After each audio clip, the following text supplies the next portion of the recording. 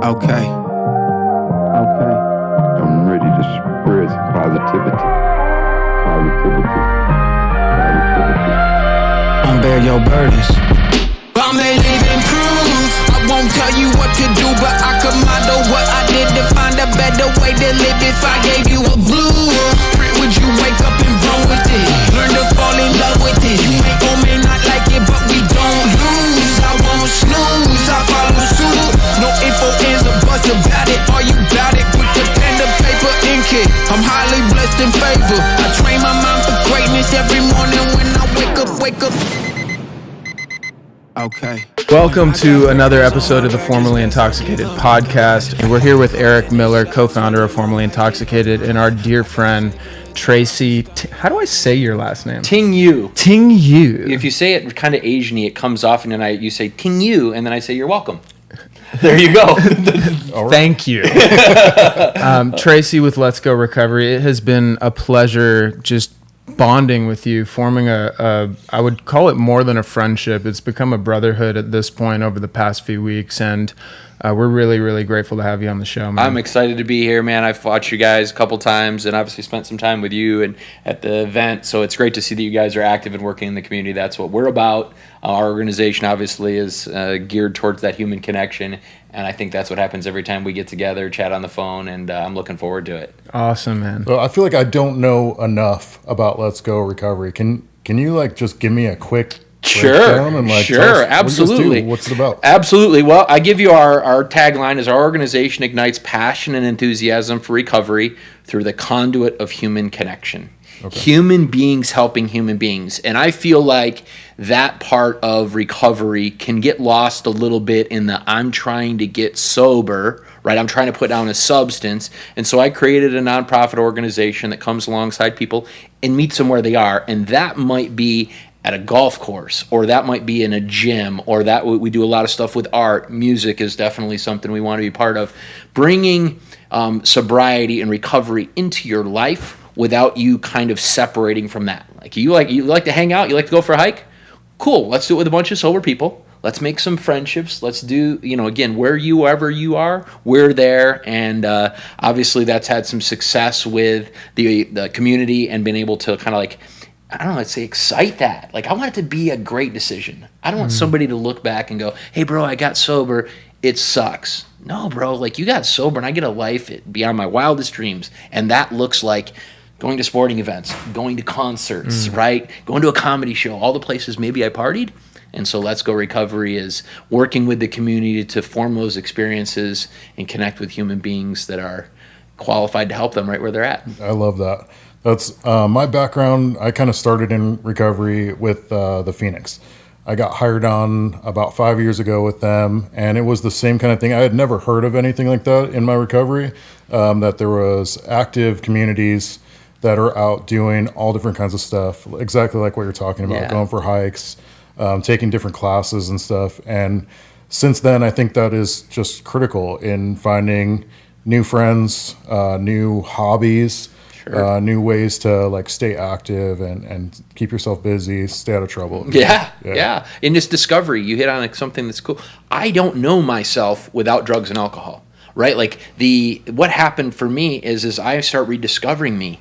Right? I get to play the main character in the movie of my life. If I'm not on drugs and alcohol, I'm not being manipulated by these substances. So now I come out and go oh, wow, I don't know me. And so maybe I find myself in an art studio I did with Kristen. That on an episode where I was with her, I was like, I'm not an artist. And all of a sudden she goes, yeah, you are. You're creating. It was cool. And these experiences that we can have that we don't even know. But beyond that, we've missed for whatever period of time I've used. I missed all of these beautiful moments, these opportunities, the options I have to do the things I want to do in my life today. And the organizations like the Phoenix are, playing a huge impact and a part in our community and allowing people to find themselves in that. Absolutely, yeah. I think one of the things that inspires me most about both of you is you're highly engaged in supporting other people in their journey of discovering what it is that sets them on fire. You know, Erik's in the gym helping people, coaching people, inspiring people to push beyond the limits that they have in their own minds. And, you know, you're always just showing up to meet people right where they're at. And I think that's probably one of the reasons we were brought together was to do that as a team. Yeah, absolutely. So one of the things I'm most excited about today's episode for is that both of you have played such an important role in my recovery and my growth in this chapter that I'm walking through now. And now I get a chance to witness you two getting to know each other. So I thought it'd be cool to maybe give both of you a chance to tell a little bit more about your story. And, you know, our listeners can get a chance to get to know you, but it'll also be a chance for you guys to get to know each other as well, if that sounds all right. Sounds good to me, man. Yeah. Go ahead. You want me to go? Yeah, absolutely. Absolutely. You're the pro. I don't know about that. But yeah, so like a little bit about my story. My drug that was the thing that kind of like captured me for a while was crystal meth. I don't know what it was about it, but it just felt like it was the answer to everything that was wrong with me. And I didn't want to stop. Like I didn't want to sleep. I didn't want to miss out on anything. And like the stimulant world was like, it really pulled me in hard. So I was in that world for a good like 3 years. And I took it as far as I could possibly take it. And that led to like a life of crime. I obviously had to figure out a way to support that habit. So that led me to robbing people and eventually like robbing drug dealers. And I had a group of friends that were like pretty highly trained in some different like tactical stuff, and they were just straight up robbing drug dealers. Wow. So we we're very fortunate to still be alive. Like I consider myself like extremely blessed and lucky and fortunate that I'm still here after some of the things that I was doing. But basically like that ultimately wound me up in prison, and I kind of like woke up when I hit the yard in prison, and I was like, I don't want to keep doing this. I need to figure out what is going to be the thing that's going to get me out of this lifestyle. Like I don't want to end up coming back to prison. I don't want to keep risking my life all the time. So I really dove deep in Department of Corrections. I went to every single program I could possibly get into. AA, NA, CA. We were like writing our own programs too. So just really dove deep. I was working with the psych on the yard.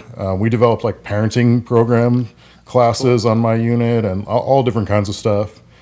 I got a job working in the education, teaching dudes to read and write, and like I spent all my time like trying to research recovery-based programs and seeing what I could do to kind of flip things around. I would love to say that I like continued that hard of a push when I got out, but I really didn't. I was focused on just working and kind of rebuilding my life for the first like 5 to 10 years of my sobriety after I got released. And I stayed sober. Things went relatively well for me, but I wasn't like working in recovery. I wasn't supporting other people really, until my best friend, overdosed. And that like clicked something in me where I was like, okay, I need to be part of the solution, because I have the experience. I know what it's like to pull myself out of that situation. And like, I know what it's like to go through all different types of the phases of recovery. And I knew what worked for me was like getting active. It was working out really hard. It was having a group of people around me that were like-minded, that wanted to do the same kind of thing that I was doing. So I started kind of like looking around for that. I got really involved in CrossFit, the CrossFit community, super supportive, and they kept me accountable, made sure I showed up. But like really right after that, it was when I got introduced to one of the managers of the Phoenix, and he hired me right away. I got promoted really quickly. I ended up managing a chapter in Colorado, and then they asked me to move back to Arizona to start a chapter here because there was nothing here. So I got to come and just like ground up, start a brand new chapter. And then that led me to Barbell Saves. So now I'm full-time staff at Barbell Saves, leading a bunch of different programs, a bunch of different classes, helping with fundraising and events. Met Blake through the Phoenix, and he's been there in really like one form or another throughout all of this, like working together with Formerly Intoxicated, with this podcast and the events. We both have run Phoenix events, and he's been a part of Barbell Saves too through all of it. So that's kind of like that's a lot. That's a lot to unpack there, man. Yeah, I've been through a bunch of different places, and but really, like, I see the same things over and over, and it's a lot like what you were talking about, like finding your thing, finding people that are into the same thing that you are, getting new friends and getting active, and still doing stuff, right? And at first I thought I was just going to sit at home, sit on my couch and isolate, and I'd be safe from drugs and alcohol if I just stayed still. Sure. And that is the opposite of what really worked for me. Right. I love that. It actually leads right into my favorite statement, one that I probably have worn out, but it is that you're most qualified to help the person you used to be. Like, if I take that and when I heard that for the first time, it actually ignited my recovery, I would say, because I was just a guy that got sober, similar, 20 years alcoholic, drug addict, alcohol first, would be an all-aholic. I like when people say that, whatever you got, I want to get into, but I was a functioning guy, kept businesses running. I've actually been married for 27 years. I have 22-year-old twin daughters that had to deal with drunk dad for 18, 19 years of their life, and that didn't look always like the worst thing from the outside. And so me carrying that facade, or my wife even carrying the weight of not wanting to be that wife, and showing up to places where we might have looked like the perfect little family in the matching outfits and the nice car and the fancy house, because I could provide. So I love that we are talking about two completely different perspectives that get us to the same point, which is I don't like myself. Like, you found it in the yard. Yeah. I actually found it in the mirror of my bathroom, where I said, I don't like myself today. I don't like looking at this guy in the mirror. And I had a literal 24-hour period where I believe that God saw me through one day of my life with a lot of different people and experiences that allowed me to not drink one day. Like, every single thing that has happened in my life. I just got back from a beautiful trip to Brazil. Last night was an amazing night with my daughters, and everybody goes like, well, how'd that happen? Well, on January 3rd, 2021, I didn't drink for the first time in 25 years. That's how I had that night last night, right? And so when I look at these moments and how we get there, it's always finding myself. So when I was lost and caught up in my addiction, I would say I was separated from my family, my friends, my finances, certainly, my faith. Most importantly, I was separated from myself.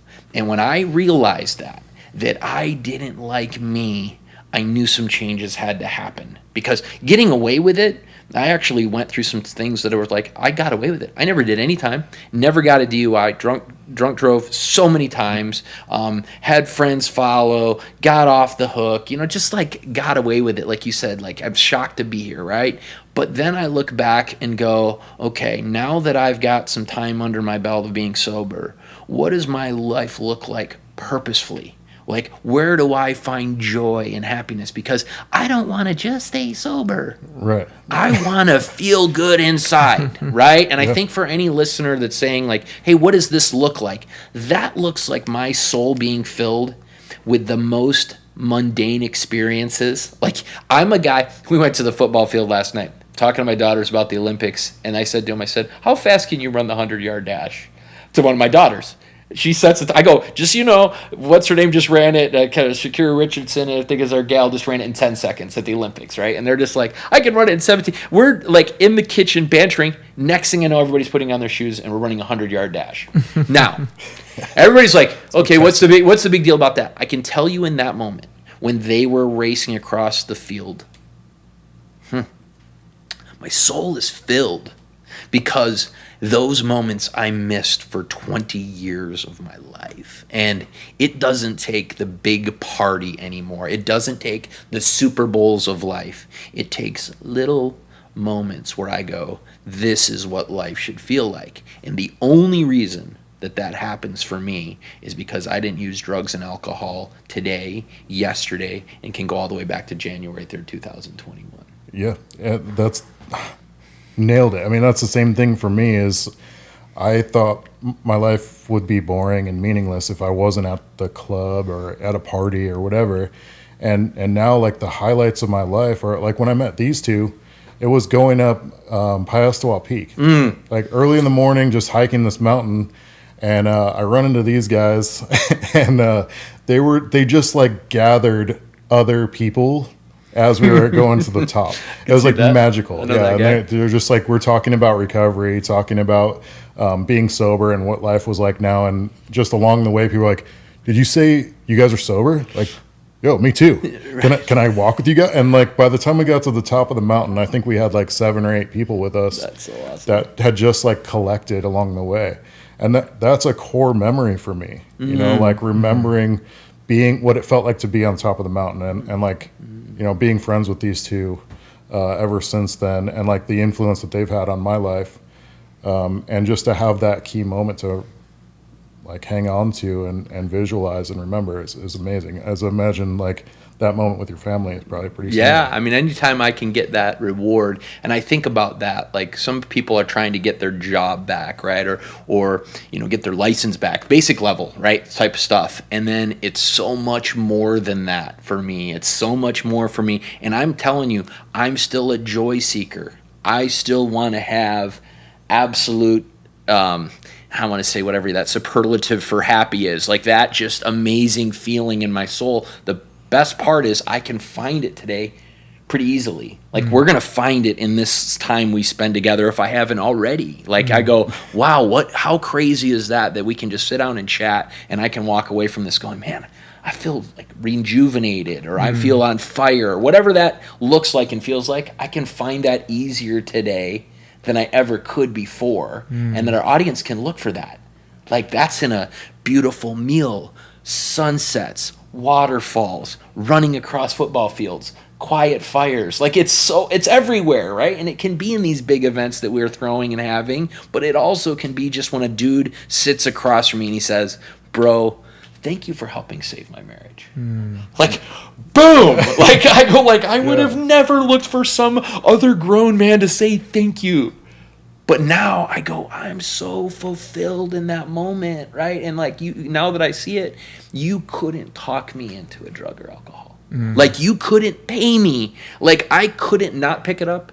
And now there is zero chance. Like, there's just no chance. It's not sitting on this table that you could even convince me, because I might miss dinner tonight with my daughters. And there's something about that I just don't want to miss in my life today. And so that keeps me, I'm going to say, going. People always think I'm accumulating time. I don't think I'm accumulating time. I think I'm accumulating magical moments. And if I keep on capturing those, like, memories and moments that I go, oh, wow, that I can go back through a 3.5 year, a little bit, whatever it is for me right now, like 3.5 years of just like amazing, like, bounce from a great moment to a great moment to a great moment. And it's just like, oh my gosh, life can be this rewarding. Thank God I didn't pick up and use that day, because I don't know what would happen, right? I don't know you. I don't know, our Brock, right? And I certainly don't meet you. So whatever comes in our relationship from this day forward is based on all of these little wins, these days where I didn't drink that day. God introduced me to somebody else. Okay, cool. I didn't drink that day, and I've got this new activity. It just like keeps on this ball rolling, and then all of a sudden I'm like, man, I don't want to miss my life. There's so much there. Sorry. I love that we keep. No, thank you. Yeah, so sorry. Yes, and I love that, like, you. the same kind of themes keep reoccurring in the folks that we talk to. We're so fortunate and so lucky that, and blessed that we get to interview and talk to some of the most amazing people that are kind of like sharing this similar journey with us. And these same themes keep reoccurring of like creating new experiences, creating new like core memories, that are more meaningful now because we didn't need a substance to get there.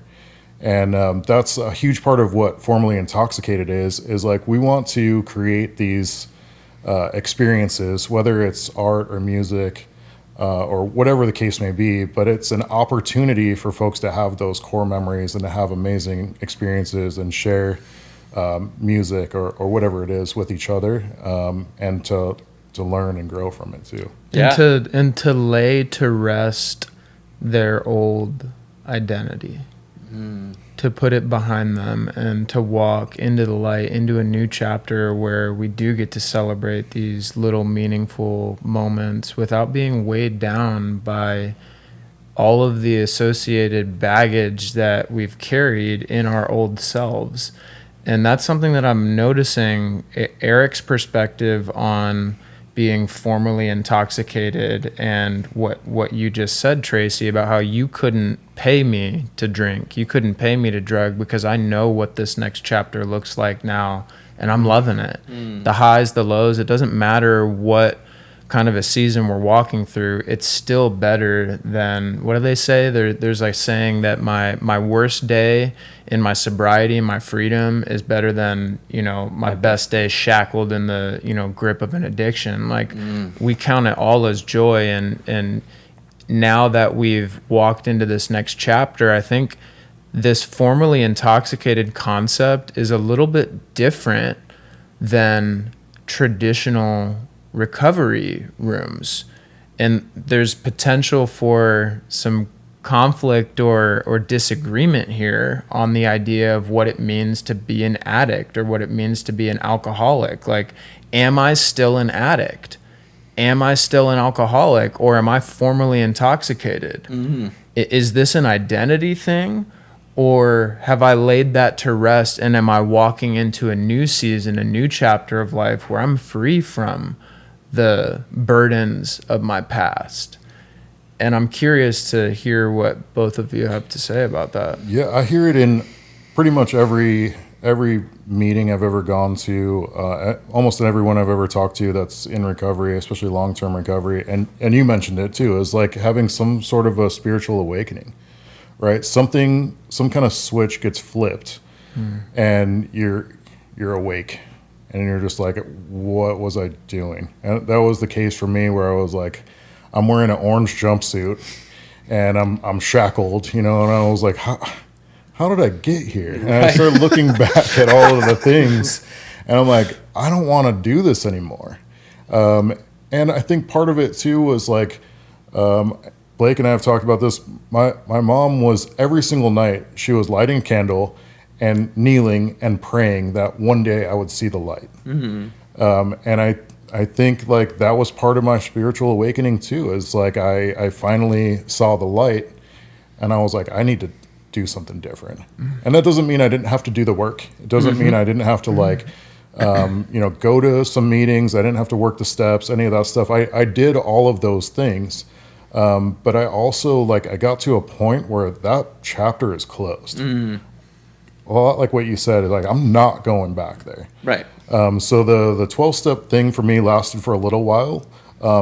But after a period of time, I didn't want to stand up in front of a group of strangers and declare that I was an addict. Right. I started saying like, my name's Erik and I'm a person in long-term recovery, where I'm not acknowledging that, but I'm also acknowledging that I've turned the page. I'm trying to do something else now, and I don't identify as that anymore.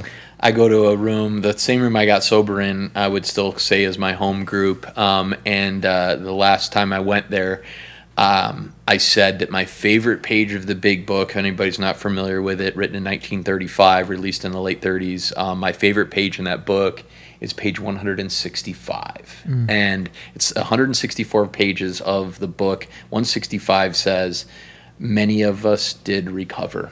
And they wrote that book with the idea that we are supposed to recover, right? We're supposed to get out of, I wouldn't say that I'm let's say I got a broken arm. I broke my arm once. I'm a broken, I have a broken arm. I wouldn't identify that. That's healed, right? So I've moved past having a broken arm. It's no longer an identifier, right? Like, did I struggle with drugs and alcohol? My thing is I'm an abuser of drugs and alcohol. For 20 years, I abused drugs and alcohol. Absolutely. But to stay in that space and keep continuing to say I'm sick constricts the next phase or chapter of my journey, right? I have to move. I have to be well in order to keep growing, right? Because then I go from like, oh, I'm here, right? Identify where I'm at and then keep going. And I love that spiritual awakening because I may have a little bit of a different opinion to that. Some people think about that being an outside force coming in. Okay, so I have a spiritual awakening. Something washes over me, and it's light, and it's whatever it is. It comes over me, and then I get awakened. I actually believe that it's a small little crack and an awakening from the inside out. I become alive. I've suppressed that with drugs and alcohol, my soul, for such a long time that I just created this little, like just a little ray of came out of there one day. And then I started opening it up. And then having had a spiritual awakening as the result, it says step 12, I think is key, the result.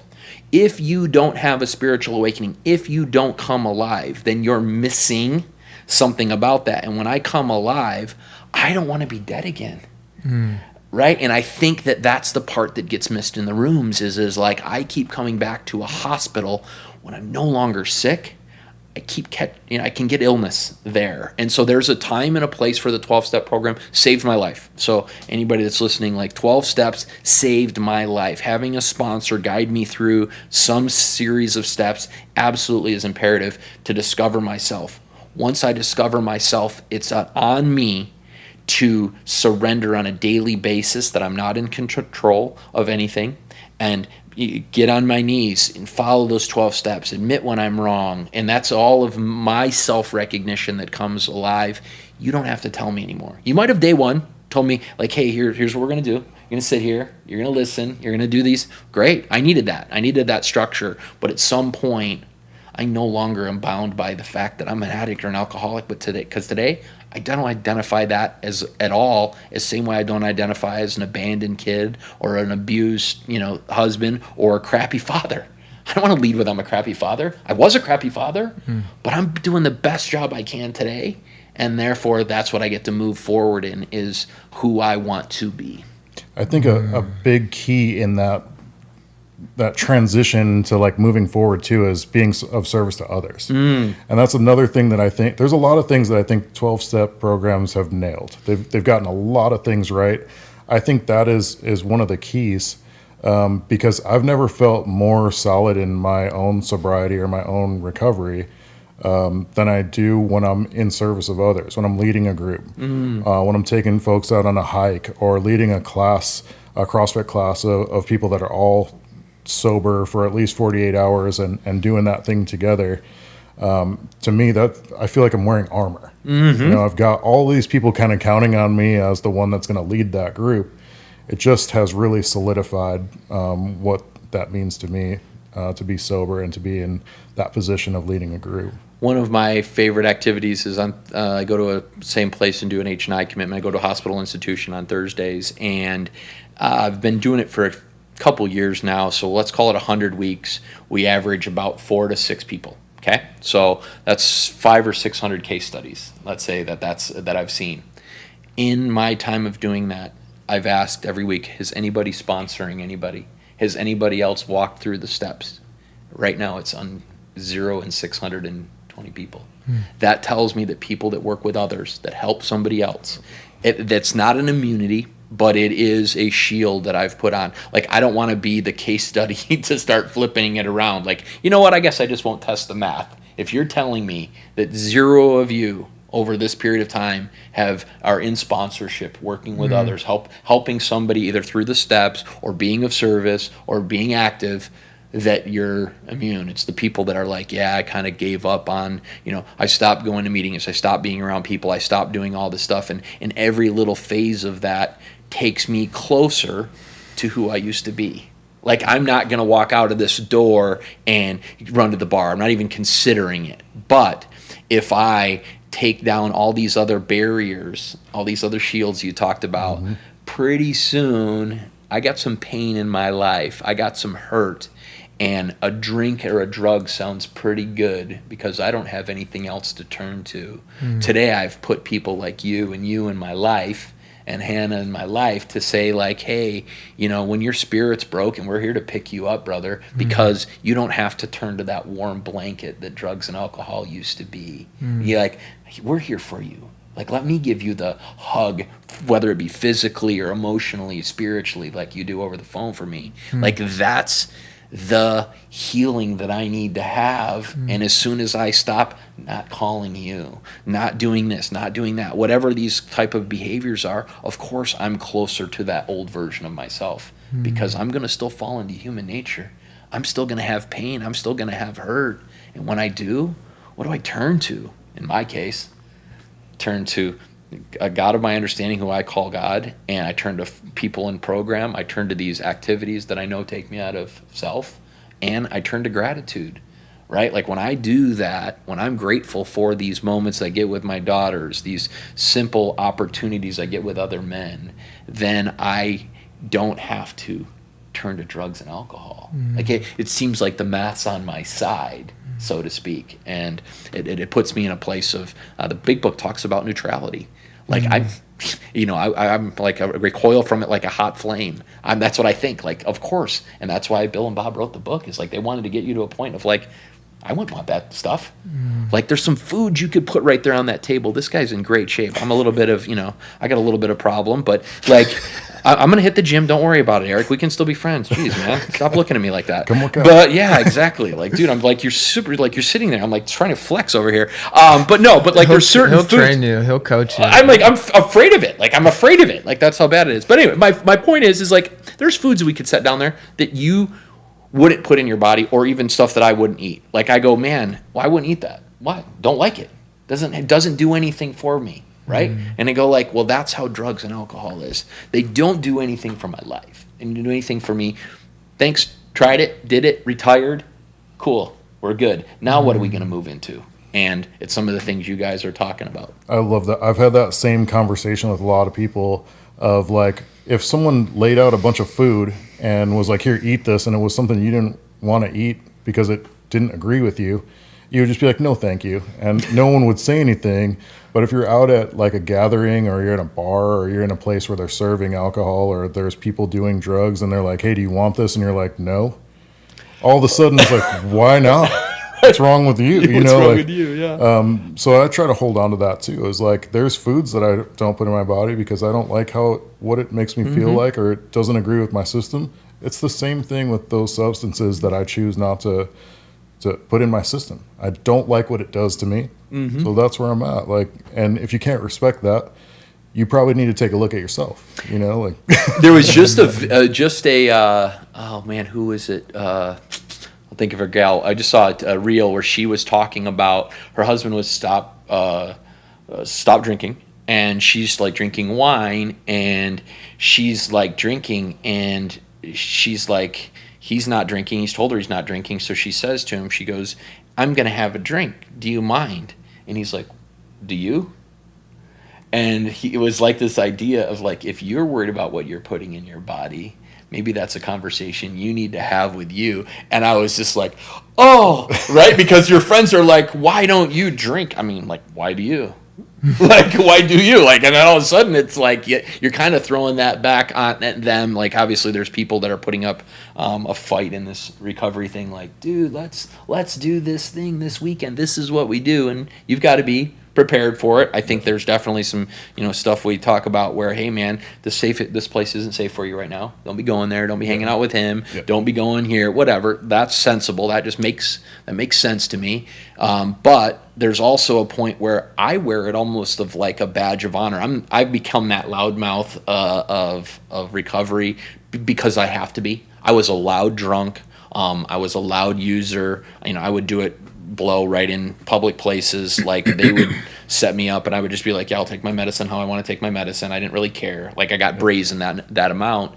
I better be that loud for my recovery. And so, like, when they say, hey, do you want a drink? Like, if you bring me a cocktail, you might as well call Jose and you might as well plan on this place getting a tornado ran through it because it's going to get crazy. Like, if I bring you one drink, I go, yeah, because I'm not having one, I'm having 41, and we're getting blow, we're probably heading to a casino, we're definitely going to a strip club, and this is on. And you're like, after one drink?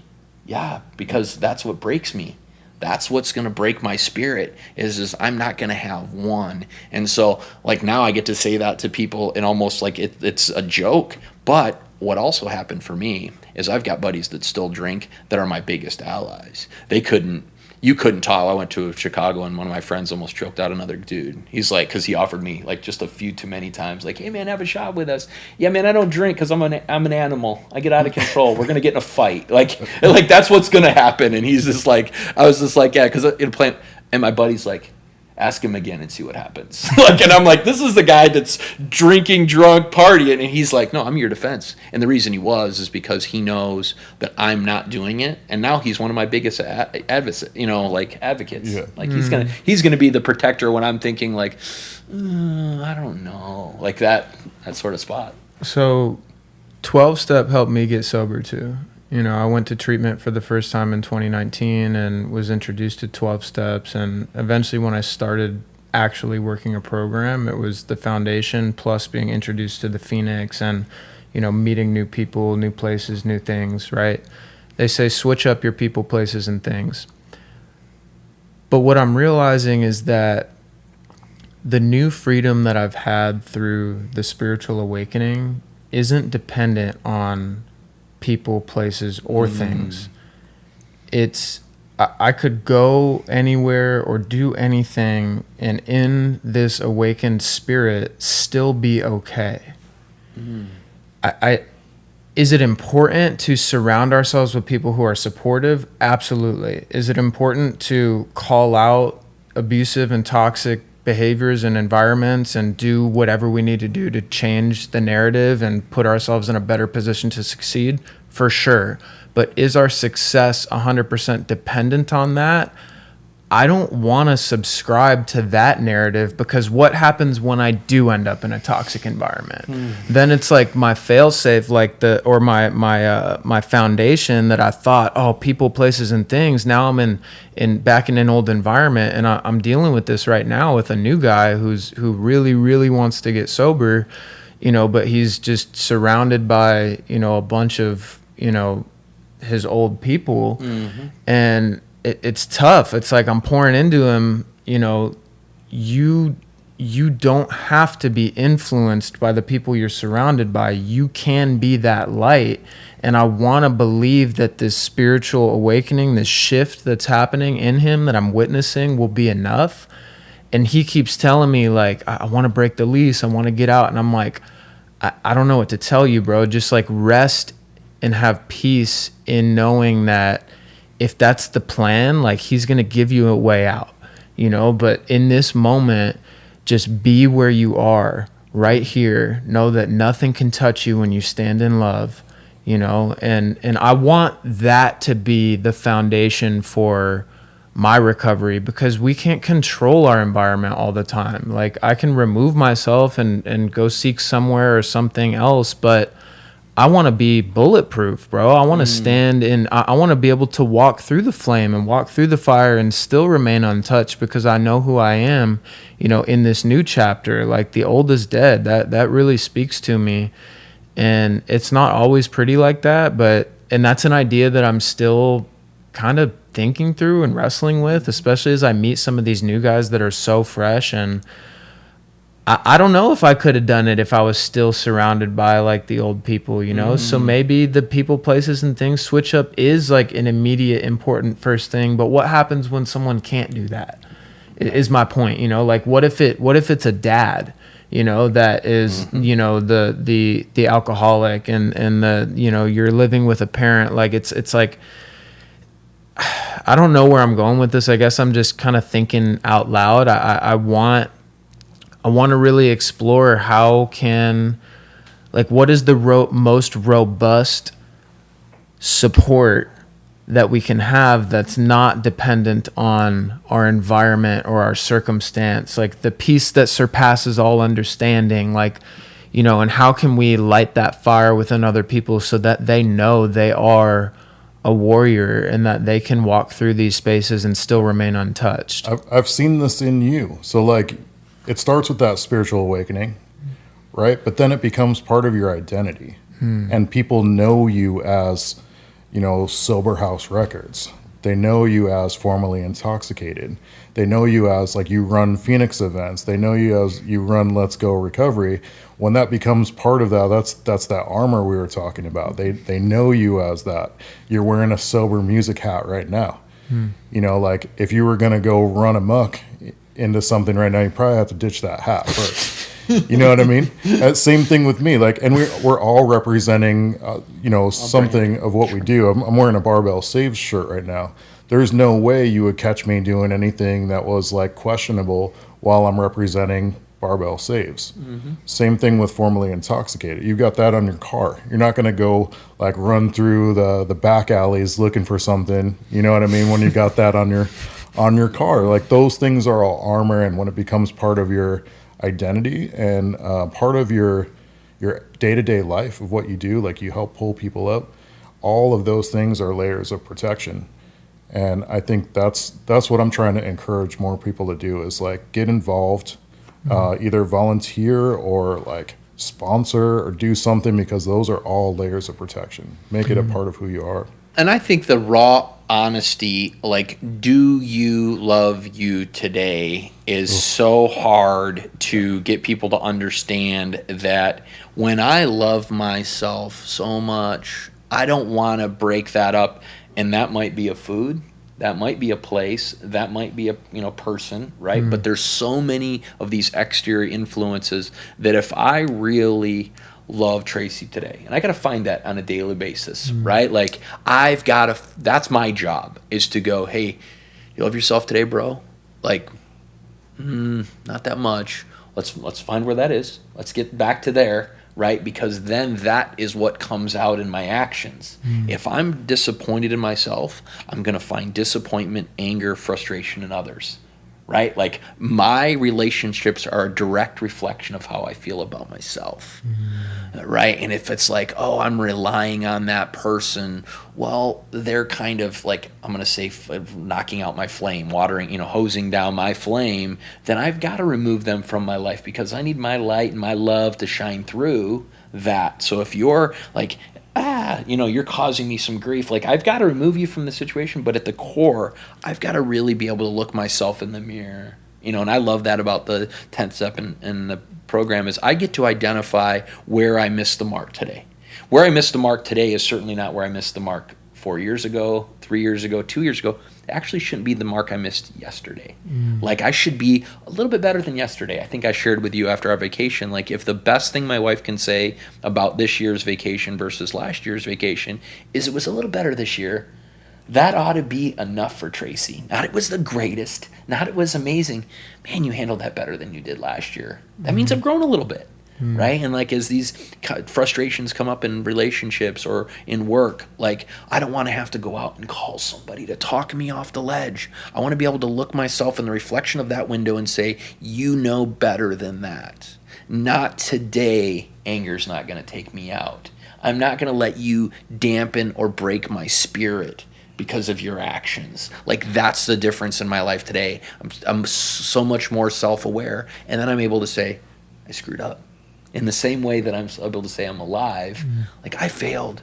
Like I failed again. Yep, I did it again. I said that again. I looked at that again. Whatever it might be for whomever's listening, know that that happens. The sooner I identify it, I can come back to being in love with myself. When I'm behaving in this way, there's lack of love. When I'm here, there's love. I just want to move towards that a little bit more, towards myself. And it's this kind of continuous cycle. I love me makes me able to love you. And if I love you, you can love him. And like then you can pour into other guys. And we're just this conduit. I love using that word.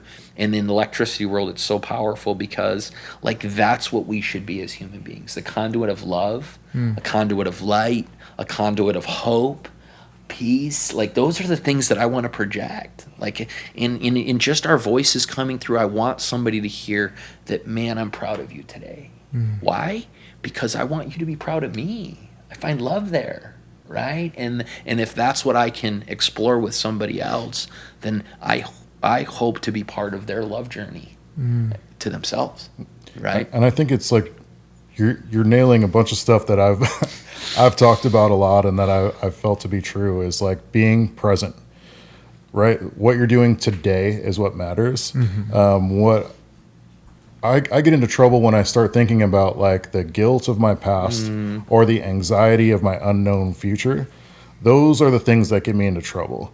But when I'm staying focused on right now, what I'm doing in this present moment, that's when I'm okay. And that's why we promote like the events that are things that make you be focused on the present moment.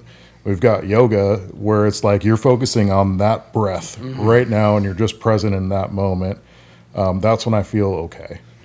So I think that's the big thing, is like just for today is also like, you know, in this moment right now, like what are you doing right now? Yeah. What are you doing for yourself right now? There's a lot to that. So, question, what are you most excited about right now in life? And let's start with Tracy. What are you I know the little things, you know, like running the 100 with your daughters and your family, like that stuff is meaningful. But what kind of an assignment or instruction has God placed on your plate that you're starting to move towards? What does that look like, and how does it feel? Yeah, I think I'm going to react with 2 words, and that's going to be impact and influence. And those 2 words allow me to move from work to home to recovery to all the phases of my life. If I take a young man and can give him some business skills, like, am I doing it with the right motive? Am I impacting and influencing this conversation or this moment? And that might be an interaction with a cashier. Like, do I see that cashier? Do I see that waitress as important? And the influence I might have on her day, I love playing the tape forward on like these almost Hollywood scripts, but like if I'm peaceful with her at her job and I can make her put a smile on her face, and her day gets a little bit better, and she goes home and spends the night with her kid, and her relationship with her husband ends up having a better flow through me, like I go, was I part of something? I go, you can be. You can impact and influence these little moments in other people's lives, and that can be in some, you know, major awakening, or it can be just in a little smile that, again, gets their spirit alive. Like if you told me, hey, man, you said to me last night, like, save a soul. Like if all I did on this world was impact and influence a couple of lives, I think somebody would say to me, well done, good and faithful servant. Like those words mean so much more to me today than they did in my mommy's church, right? Like that sort of idea is biblical, but it's also like a mantra I can wear on my sleeve today. Did you impact and influence somebody's life today, right? And you're like, well, I didn't have the chance. Like, you didn't see any. You never saw a person today in your life, right? And that was part of what going back to what you said at the beginning, like I can sit in my room and stay sober, but today I'm looking for impact and influence. That's people, right? That's coworkers. That's customers I deal with. Obviously my family. Like what do my daughters take away from knowledge from me because I cared to pass that along to them in a non-manipulative way today? You know, like how am I projecting this love and light in my daily actions, right? And so I call it impact and influence. So for me, the phase I'm in right now, you know, whether that's, you know, God's grandiose plans for our organization, you know, of course I always want to probably be too much. I always want to be bigger than, right? I'm a more guy, right? I want it louder, faster, bigger, better, right? I still want to win. I still want my daddy to come pick me up and tell me how proud of me he is, right? So if you're listening, Dad, please, you know, give me a thumbs up. But in reality, like that's something that I've simplified in my life to be like, okay, leave podcast with Erik and Blake and go be great to the cashier at 7-Eleven. Like, and it could be a 3-second interaction, right? It can be that people we encounter on the road, right? Like, don't honk, don't cut off, don't whatever, because that's not going to help their day, Like, that's just going to continue. Anger, fear, resentment, those are what's going to grow in their life. And I can do the same spiraling out of control. I'm like, he went home, kicked the dog, broke the door, meal was bad, angry with kids. Like, ooh, I was part of that too. And that's the chaos that I don't want to leave, the path of destruction that I'm not willing to leave behind in my life today. So mine is impact and influence. So Amazing. Similar. And I think mine comes from like speeding through all these experiences when I was using crystal meth, or like getting blacked out and like not remembering the things that were supposed to be these amazing, memorable experiences or moments. Now I'm on this journey to like collect experiences. I want to collect those moments of like core memories and things that I can hold on to that are positive now. And part of that is like sharing what I've learned with other people. A lot like what you're saying, you know, like being supportive to other people. I get to go into Maricopa Reentry Center now, and I'm leading CrossFit classes in there 3 days a week to the guys that are like, they're right out of prison, and they're just now trying to figure it out. They're at like a last resort of like, okay, do I get sober or am I just going back to the yard? right.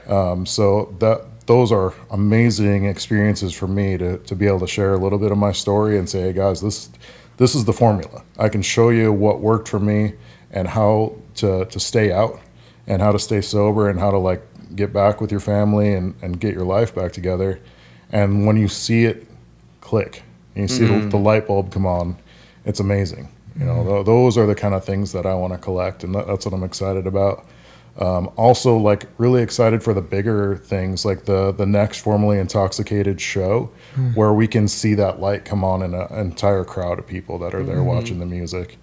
I love both sides of that. The really personal, like, you know, one-on-one experiences and the big venues and seeing a bunch of people get together. And when Blake's on stage and I see people in the audience that know all of his lyrics that are singing along, like that hits me. I'm like, yes, like, Right. they get it, you know, and they're following along. And I love seeing that.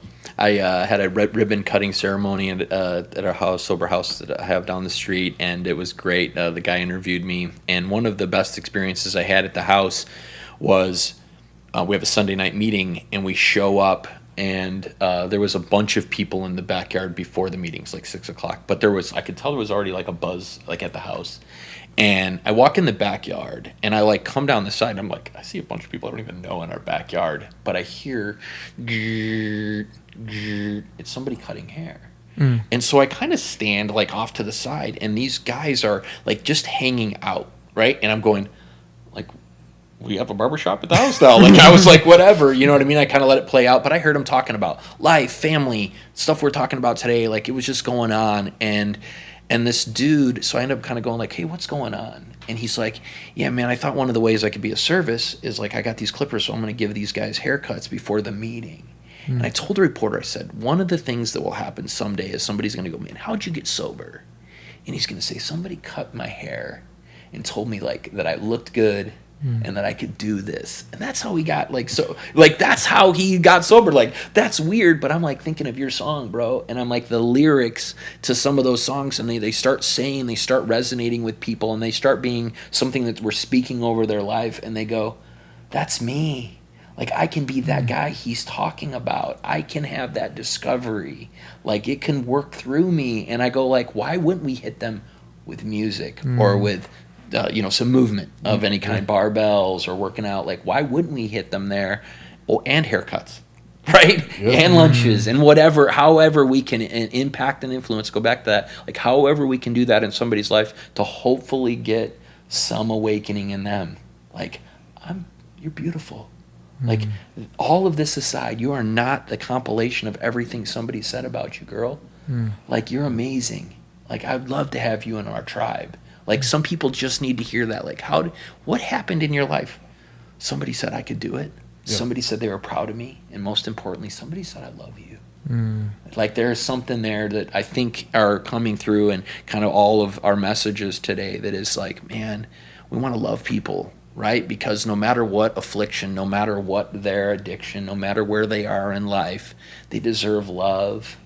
They deserve care. They certainly deserve kindness. One of my favorite things that I got from AA was the 11-step prayer, and it's the juxtapositions on, where there is hate, let me bring love. Where there's, peace, joy, contentment, all of those sorts of things that I'm trying to get in people's life is based on that, 11-step prayer. This is what I used to chase: anger. I want joy, like resentment, all those sorts of things I want to go away and replace them with this. I better be that walking example of that to those people in those moments. Right. So this idea of being love that you're talking about, and countering, actually I have a physical example to share.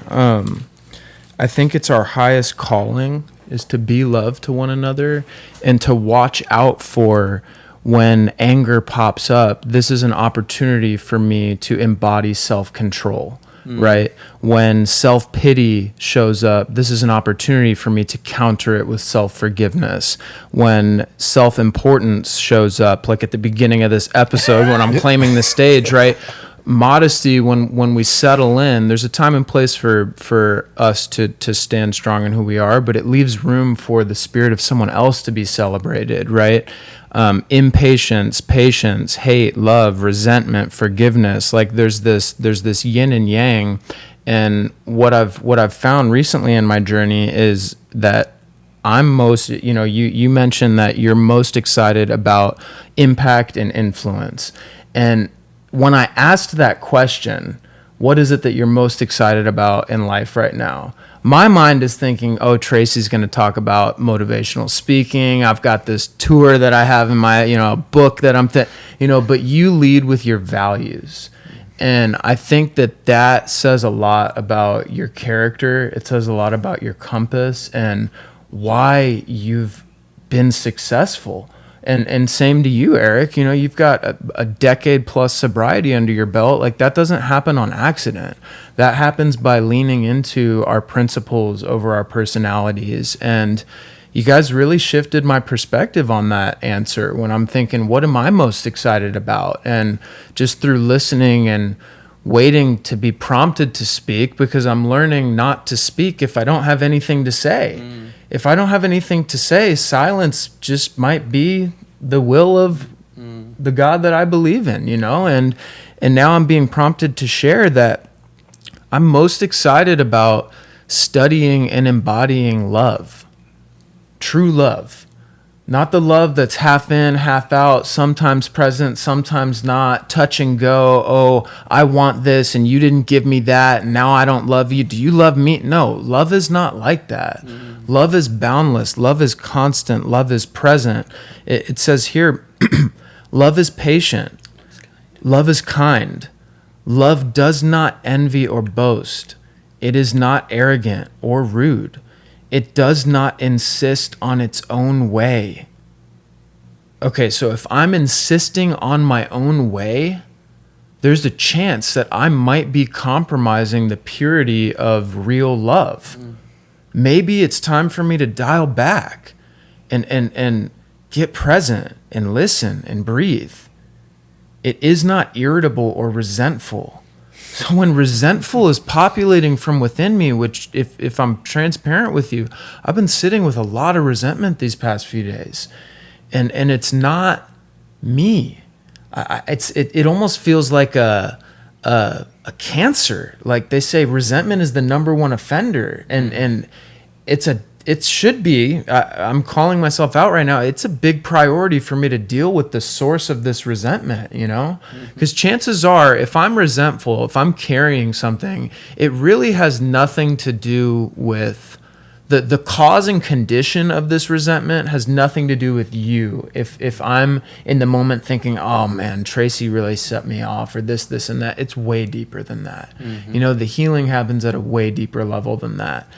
And it says it does not rejoice at wrongdoing, but it rejoices with the truth. Love bears all things. Love believes all things, hopes all things, endures all things. Love never ends. When I was a child, I spoke like a child. I thought like a child. I reasoned like a child. When I became a man, I gave up my childish ways. For now we see in a mirror, dimly, but then face to face. Now I know in part, but then I shall know fully, even as I have been fully known. So now, faith, hope, and love abide, these three, but the greatest of these is love.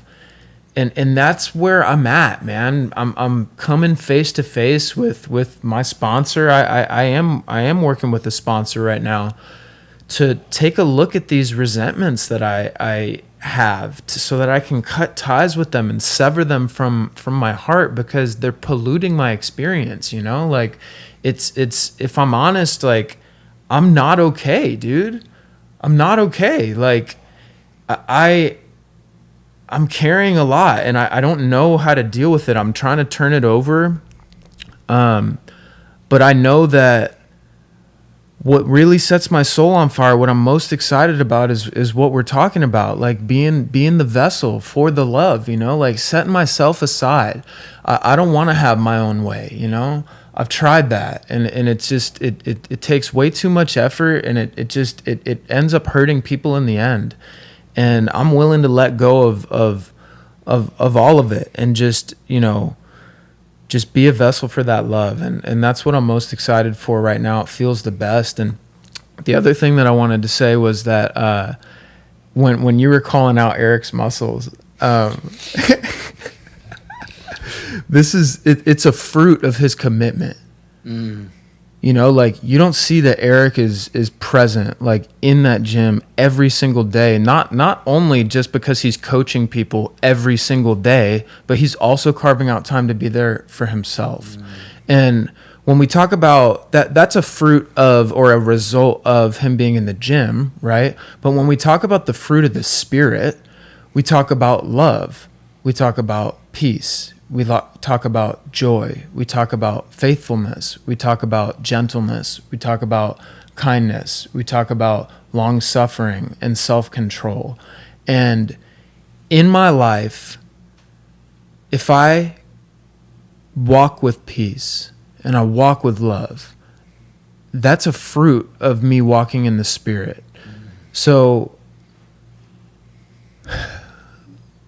that's what I'm most excited about now, is just to walk in the Spirit with you guys. And like, I just want to throw this out there. Like, if something's getting in the way of that for you, like, no matter how small it is, like if it's a conversation you had with your partner, or like, or your wife, or your significant other, or a friend, or like if it's something at work, whatever it is, just know that I'm here. You know, I want to talk about those things. Like, those are the things that matter to me more than anything right now, is being able to look at it together and let it go, figure out, well, what is it, so that it doesn't continue to happen, you know? Because if we don't talk about the things that are holding us back or weighing us down, then we run the risk of the pattern just continuing on.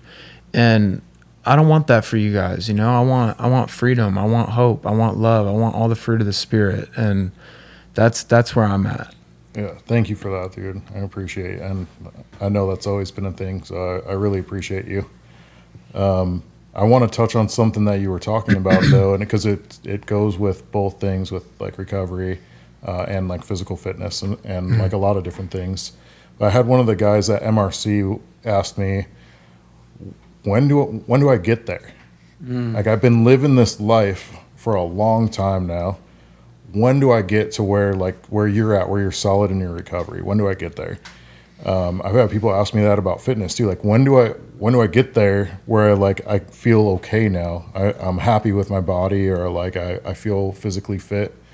And the answer is like, you focus on right now.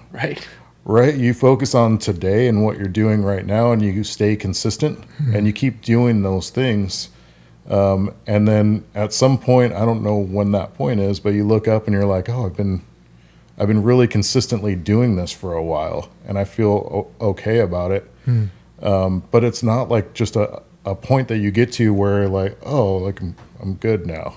Yeah, there's no number. I think so many guys are looking for that, I would say, and gals obviously work with men, but they're looking for, you know, when is like she gonna be okay with me? Like, when is my wife gonna stop hating me? Like, whatever. Like, I don't know, right? Like, I really don't know. And I'm sure that if, you know, my wife was sitting here and I asked her, hey, What are some things you want to, talk about? She's still got some stuff that she can bring up, and deservedly so. So like, I have to continue on working on being a better husband, father, friend, whatever position I'm put in. I've got to work on continuing to be better, because usually for me, and I'll say also thank you for your honesty, because it shows to me that this stuff does work. When I can say to a couple of men here, but all of anybody that's watching this, that like, hey, Tracy still has hurt. Like, I can still put on the mask and grab the microphone and make you feel like I'm good and I'm solid. And actually, the lights go down, and sometimes Tracy goes, man, I'm hurting. Like, I'm screwing up in life. And to be able to look at that and go back and fix this morning or fix, yesterday, is actually part of the reward, I want to say, that I get is like, I get to clean up that chaos, wreckage of your past they talk about. And that doesn't have to be 3 years ago. And it doesn't have to be a prison sentence or a warrant or a DUI I got to clean up. No. That can be a conversation that I had that was ill-intended yesterday, or that I was trying to manipulate yesterday or get my way with this morning. Like, those sorts of things, those revelations, when they start popping up in my life, it's kind of rewarding that I recognize. And I'm not saying I do it great, because I'm like Blake, man, there's some things I'm going through right now that I go, oop, there's that guy. There's that guy again, and he's not drinking and he's not using, but he sure as hell wants his own way. He sure as hell is full of pride, and he's this, he's that, he's all of these other things, sans drugs and alcohol, that I still need to work on, right? I still get to work on. Like, the absence of drugs and alcohol, I say, allows me to be the main character and director of my life. That means that I get to redirect my behaviors, attitudes, and actions now and today. And you're in a place that you can even see it. Right. You can even acknowledge that those things are happening. Right. That's amazing. Right, and that's because of people like Blake. Like, again, I surround myself with people like Blake rather than the guy at the bar that goes there every day at 4 o'clock, right, to throw back a few, to wind down, to escape, because he's not going to pour into my spirit. He's not going to give me any love fuel, right? I love using that language, because it's like, okay, cool, man. Like, our conversation yesterday took me from frustration of trying to get work back on track after a vacation, allowed that 100-yard dash. Thank you for that gift yesterday, because that allowed that to happen. Because if I continue on the progression of my day's not going how I wanted it to go, I don't do the 100-yard dash. I don't have that reward in my life. I can tell you that. So look for the people that are willing to pour love and light into your life, so that you can have those moments or opportunities to show up at the gym, throw the concert, or have the 100-yard dash with your daughters.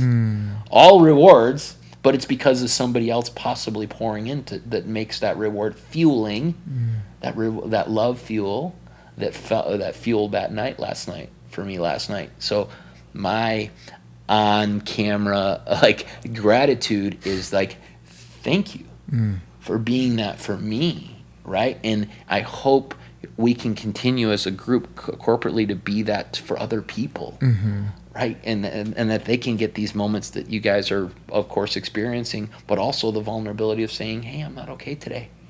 I need something today. You know what I mean? And they're different. They're different than what I used to say I needed before. I need more money. I need more this. I need more that. All the things that I go, I don't even really care about that today. If you'll fill me with love, I'll take an hour on the phone with you. I told you I didn't have any time yesterday on the phone. I said I don't have time, to have a long conversation with you, Blake. And an hour later, I was fully rewarded. Like, we seem like we're dating, because it's so weird. Like, I feel awkward, like, saying it, because my wife's going to watch this back, like, that I'm sitting most of the time, she's looking at me on the garage camera, the Ring camera, and probably going like, who's he talking to? And it's probably Blake. Like, it just is. Like, there he is. But it's because every time that we pour and can grow together, there's growth, and there's something that's happening that I go, man, I'm gonna use that tomorrow. Like, that's going to reward my soul tonight, and I can fuel myself for tomorrow, man. Like, charge me up. Charge me up, bro. Like, this conversation's doing that. Like, now. Like, my day just got better because we're having this conversation now. Well, and that's what this whole podcast came from. Like, we were having conversations like that, and at some point we were like, we should be recording this. Like we just went really deep into some stuff, and I bet other people could benefit from that. So Absolutely. like, that's 100% been the idea behind this, and like seeking out people like yourself that are willing to like share a little bit of their story and share their highs and their lows and the things that have worked for them. And I think that's been the formula of what we're putting together here. And I thank you so much for being a part of it. Absolutely. Thanks for having me. Yeah. I'm glad that, I've got to meet you. Obviously, very little in time spent, but this is certainly a jumping off point for us.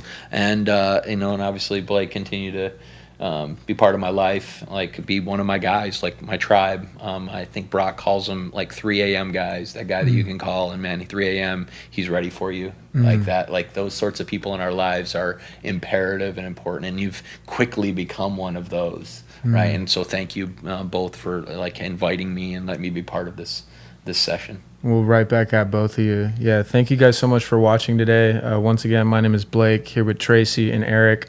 Big shout out to Let's Go Recovery and the board, everybody, for sponsoring Formerly Intoxicated. It's been an honor and a pleasure working with you guys, and I'm really excited to see what else is to come. Absolutely. Peace. Okay. I'm ready to spread positivity. Bear your burdens. I'm a living proof. I won't tell you what to do, but I could model what I did to find a better way to live. If I gave you a blueprint, would you wake up and run with it? Learn to fall in love with it. You may or may not like it, but we don't lose. I won't snooze, I follow suit. No info, ands, or buts about it. Are you got it? Put the pen to paper, ink it. I'm highly blessed in favor. I train my mind for greatness every morning when I wake up. Okay. When I got burdens on my back, it's best I give them to God. He be calling the shots, whether I like it or not. I got sick of the talk and started walking the walk. It wasn't easy, but I'm finally